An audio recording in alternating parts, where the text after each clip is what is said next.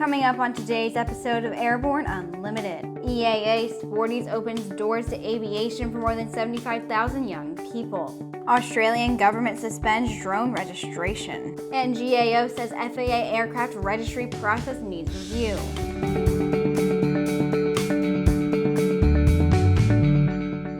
I'm Sophie Herlock. The EAA reached another milestone this month, as a total of 75,000 young Eagles have now taken the next step in their aviation journeys by enrolling in Sporty's Learn to Fly course after their EAA Young Eagles flights.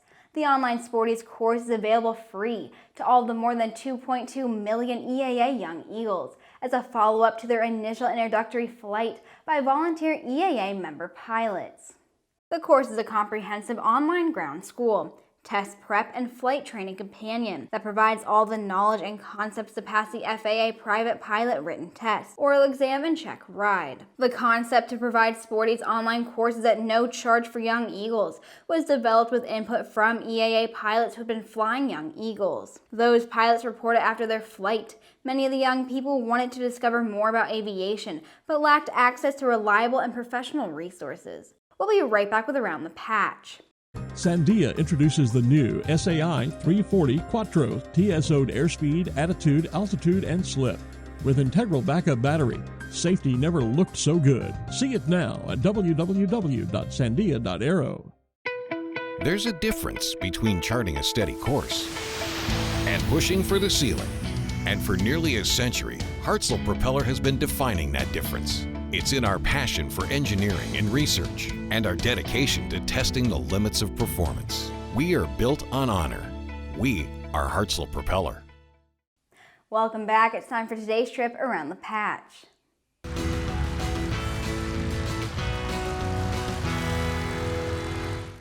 Raytheon Company and United Technologies Corporation announced they have received the necessary regulatory approvals for their all-stock merger of equals and expect to close the merger prior to the opening of trading on the New York Stock Exchange on Friday, April 3rd, the distribution date for United Technologies spin-offs of Carrier and Otis. Upon the closing of the merger, United Technologies will be renamed Raytheon Technologies Corporation. The FAA published a notice of proposed rulemaking to establish a new database that will provide potential employers with rapid access to information about a pilot's performance and employment records. This advancement will cut the amount of time for potential employers to review this information from 30 days to less than an hour. The U.S. Air Force says 2 first-class cadets have been found dead within 3 days of each other at the U.S. Air Force Academy. Air Force officials say the incidents are not related to the COVID-19 pandemic. Investigations are underway, but there has been no indication of foul play. A helicopter carrying a Crew Dragon Mockup for a parachute test last week had to drop the payload in order to prevent the helicopter from going down. The helicopter reportedly experienced instability during the flight, and out of an abundance of caution, the pilot decided to drop the Mockup spacecraft. The payload dropped to Earth without the benefit of a parachute. We'll be right back with the rest of the news.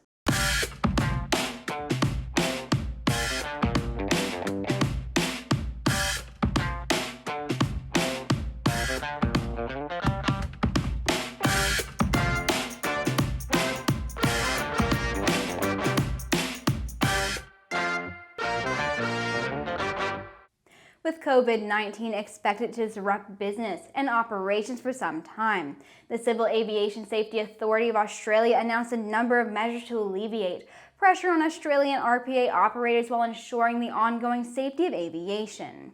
Drone registration for commercial operators and excluded category operators was scheduled to commence on April 1st in line with legislation that was passed in July of 2019. The government has agreed to defer mandatory drone registration and accreditation until September 30th. Recreational drone registration and accreditation is still expected to commence in 2022. The U.S. Aircraft Registry, managed by the FAA, maintains information on approximately 300,000 civil aircraft. The FAA issues aircraft registration to individuals and entities that meet eligibility requirements. However, registry fraud and abuse hinders the ability of law enforcement and safety officials to use the registry to identify aircraft and their owners who might be involved in illicit or unsafe operations. The GAO was asked to examine registry fraud and abuse.